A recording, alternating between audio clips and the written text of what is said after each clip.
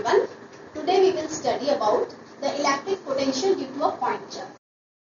So let's consider a point charge which is the source charge plus Q, right? And we know that around this point charge it will have its electric field, right? So if I want to calculate the electric potential due to a point charge, we remember that what is electric potential? It is the work done in bringing unit charge from infinity to a point in electric field, right? So let's consider that a plus 1 charge is brought from infinity to a point P, right? And during its journey to point P, right? During its journey from infinity to point P, this charge covers a distance A to B which can be considered as dr dash. Why we are considering it dr dash? We considering this as dr dash because we are assuming that this distance of point A from the source charge is r dash. So its journey is from infinity to point P which is at a distance r from the source charge, and dr dash is the small distance travelled by this plus 1 charge during this complete journey. So for travelling this small distance dr dash, let's consider that the work done is dw, right? And how that work is dw? Because we know that here what will be the direction of the electrostatic force? This is plus q charge, this is plus 1 charge. So what will be the direction of the electrostatic force? This will be repulsive. So when we are bringing it against the electrostatic force of repulsion, we will have to do some work, and that journey, during that journey between A to B, which is dr dash, dw work is done. Now that work is done for plus 1 charge. So whatever work is done, the total work will be calculated by integrating it, and this will give us the total work done, and this will give us the potential due to this point charge. So we can write down that this is what?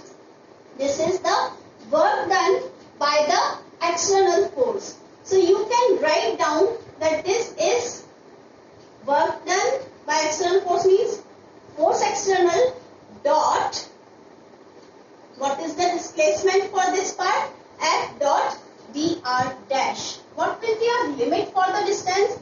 We have brought it from infinity to point P which is at distance r from the source charge. So if I solve this, this will give us F external into dr dash into cos of what? This external force is in this direction. This is the electric force, right? So this external force can be considered negative of the electric force, right? So external force and displacement have the same direction. So I can say that this is cos 0 and this will be the integration, and this will give us this form, right? So if I solve this and replace F external by minus Fe, I can write down this from infinity to r. For F external, I can write minus Fe into dr dash, and cos 0 is 1. So when I solve it for the next step, I have to write the value of the electrostatic force over there, and that will be minus infinity to R. And electrostatic force, what is the formula for that? We know that electrostatic force is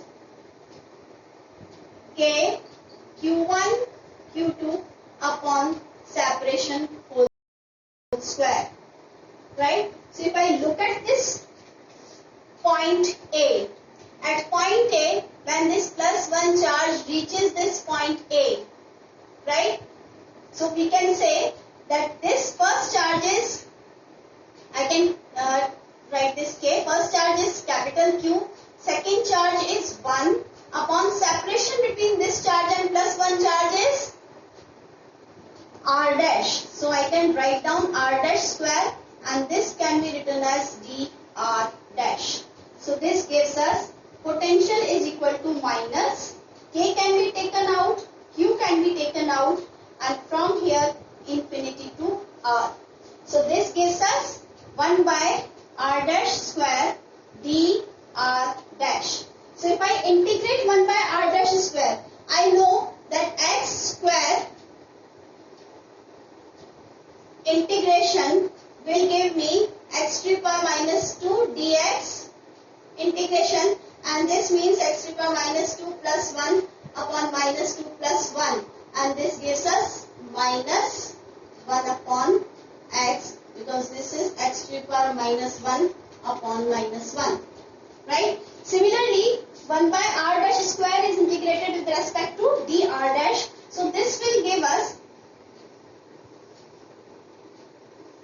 1 by R dash square, the integration of 1 by R dash square is minus 1 by R dash, and if I integrate it within the limits, these will be my limits, and this gives us minus minus plus K Q, and this will give you 1 by R minus 1 by infinity. Why so? Because when we put the limits, we put the upper value first and then subtract the lower value, right? So this way I have written it like this.